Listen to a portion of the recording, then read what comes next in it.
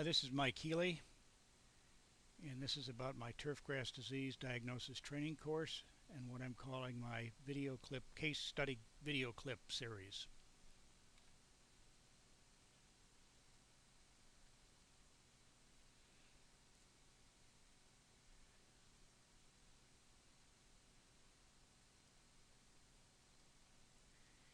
This is case study video clip 01, and this is of a disease many verde greens grow in the Florida Panhandle, middle of 2013.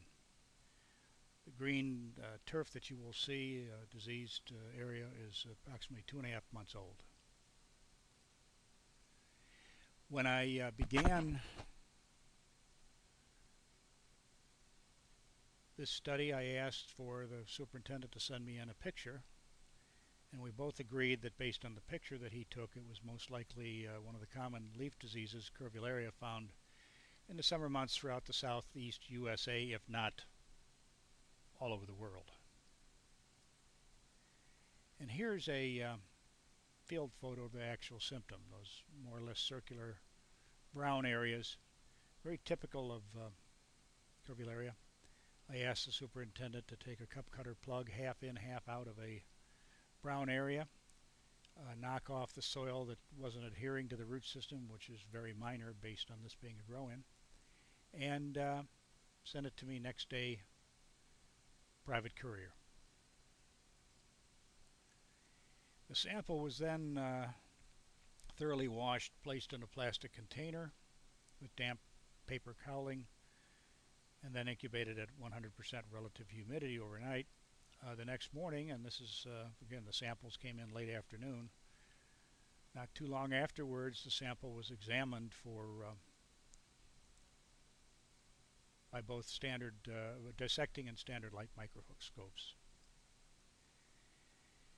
And yes, curvularia was found, and found spores prolifically growing or being produced on diseased leaf samples. Not an unusual circumstance, and of course you might have thought, well, that's it. Very simple diagnosis. But I also found something that was rather strange. Caught fungal hyphae, mycelium, whatever you will. I'd never seen anything quite like it, and it was found throughout the affected leaves, even to much greater extent than the curvularia spore production areas were. So what's going on here? Well, there is another photo that may be important, and this is a close-up of a photo that of one of the field symptom photos that was sent to me by the superintendent. And if you look at it closely, there are small white dots. I believe those small white dots are an accumulation of a solid substance, and it's rarely seen because of environmental conditions, because of mowing, because of irrigation, whatever. But every once in a while it can be seen. What is it? I think it's most likely a production of L-glutamine. Now, glutamine is produced by the plant in response to an excess uptake of an ammonium-based source of nitrogen, ammonium ion. L-glutamine has been shown to increase pathogenicity of certain fungi by affecting infection structure production. Were these strange fungal structures found in response to being bathed in L-glutamine once it was washed off leaf tips and down into the leaves and stems and the like? Don't know. Question mark. But another part of the possible smoking gun or leading towards L-glutamine production was the fact that there was a very high rate of ammonium-based nitrogen fertilizer being used in this grow-in. In addition to a weekly source of nitrogen, 2 pounds of actual N per 1,000 per week were being applied.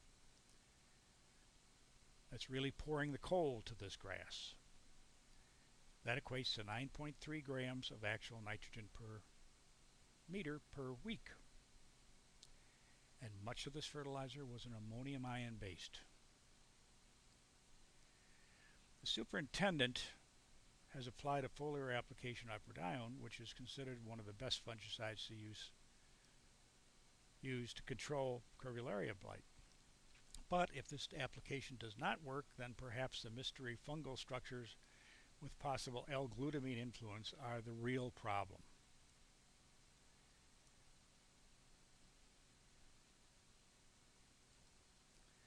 And finally, to know more about this course, this training course, again, it's done long distance by the internet. You can contact me, Mike Healy. My email address is mjhealy@gulftel.com. Website affiliated with this effort is www.sportsturfdiagnostics.com. My Skype identifier is Seattle Dog. If you go FaceTime, it's just my email address. And of course, here in the Central Time Zone in the USA, my telephone number is 01251 986 6240. I thank you very much.